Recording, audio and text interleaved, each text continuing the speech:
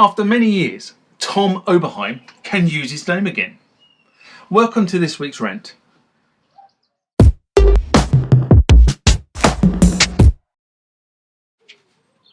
The story on who can use or who has the legal right to use the brand Oberheim took an unexpected turn this week.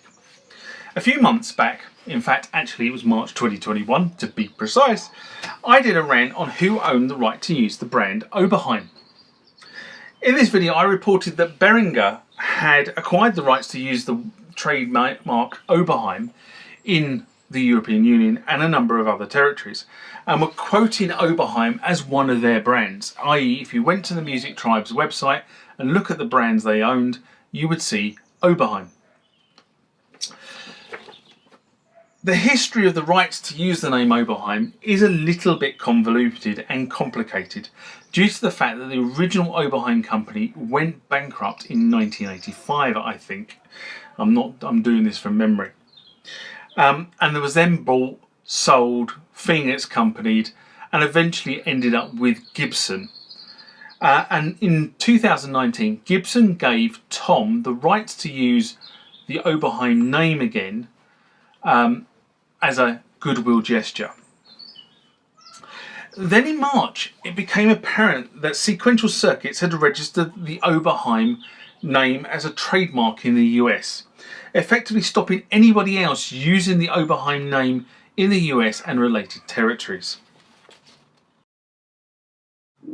Remember, like, comment, subscribe to the channel.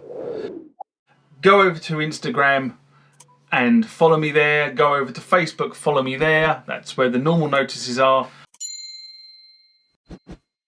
And consider becoming a Patreon.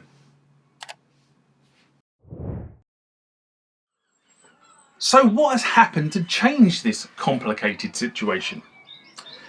Well, quite frankly, this week, both Oberheim and Behringer issued statements about the right to use the name Oberheim.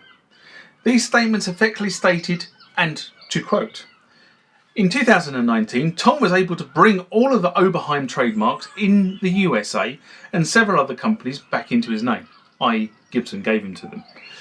In several other countries, Music Tribe Global Brands Limited owned registrations for the Oberheim trademarks. If you don't know, and if you haven't guessed from this video so far, Music Tribes Global Brands Limited is the brand holder for Music Tribes, which is the holding company which owns Behringer. So Behringer is owned by another company, and it's a consolidated. Music Tribes is a consolidated of a number of brands that Yuli owns. Okay, so that's kind of how the structure works. Then there was a further statement, and the following was stated: thanks to Yuli and the team at Music Tribe, Behringer, I own the rights to my name for the first time since 1985. 1985 being when the company went bankrupt. And they also stated, and it's a wonderful homecoming, and it's a thrill to once again be able to have the Oberheim name and logo placed on my products. So what does all this mean? Well, I guess it answers one question that we've been sort of wondering about. The UBXA will not be marketed as an Oberheim product. It is going to come to market as a Behringer product. So we know that. But did Behringer really give the name Oberheim away? Let's take a commercial look at this. First of all, and I went through this with a client a few years ago when we were doing some work on a software product. And I can tell you now, registering a trademark in overseas territory is not a cheap exercise. In fact, it's very expensive, and I remember seeing the invoices coming through from the various trademark lawyers, etc., that had to be engaged in each one of the territories to register the trademark.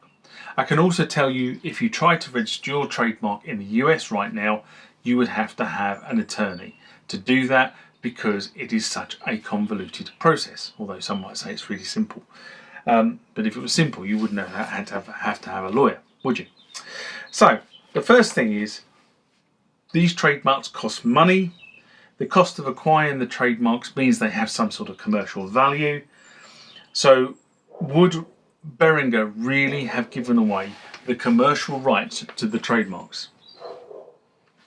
The second issue here is there were rumours that Oberheim was not happy about the upcoming Newbie XA synth.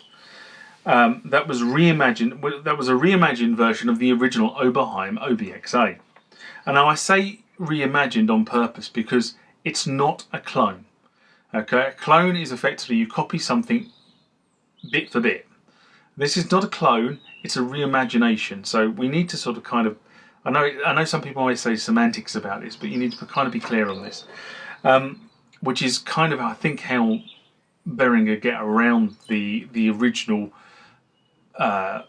vendor or manufacturer having claims. Anyway, it's a reimagined version of the original synth, while making faithful representations of the sound and the behaviour of the original synth. It comes with new features that make it more capable than the original, and that's why it's reimagined. I know, and I said that's a semantic.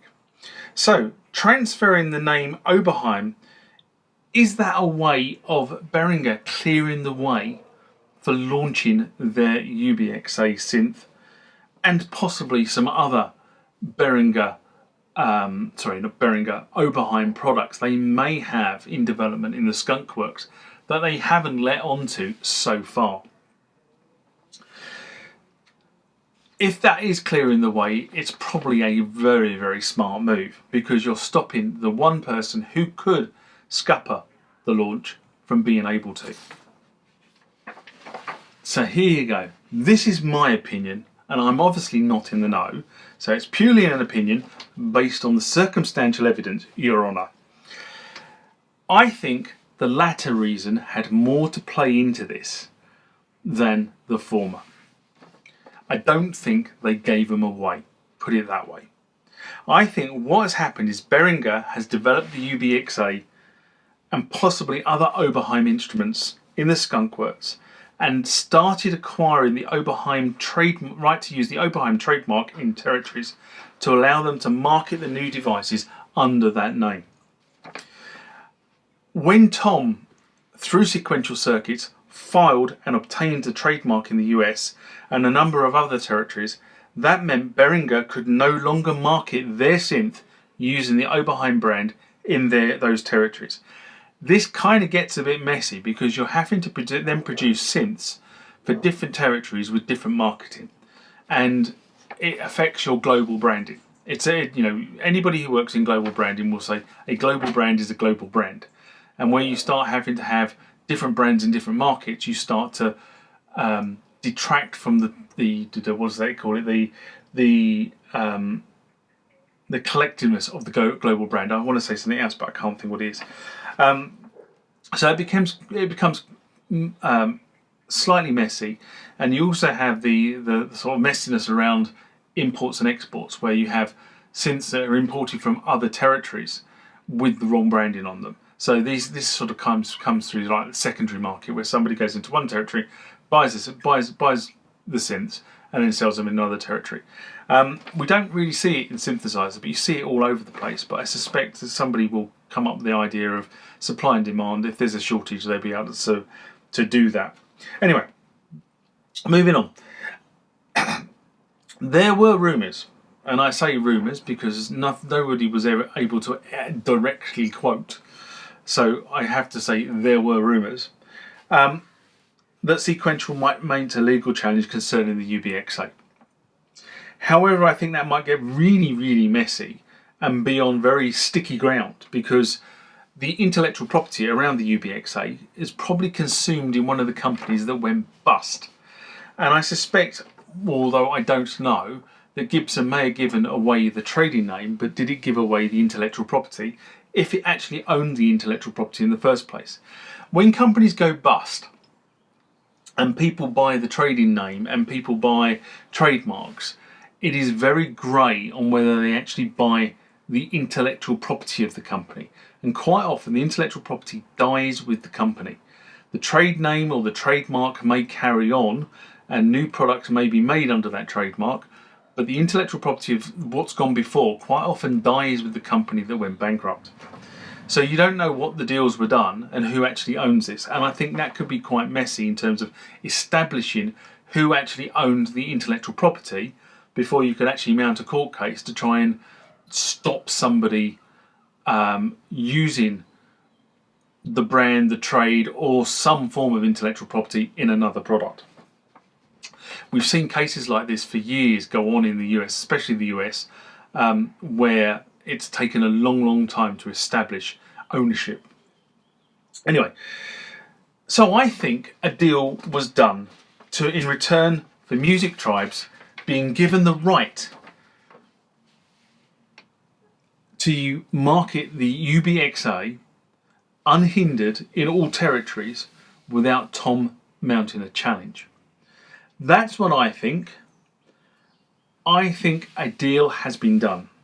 And on that thought of who owns the right to use the Oberheim brand, we can now conclude that it is Tom Oberheim.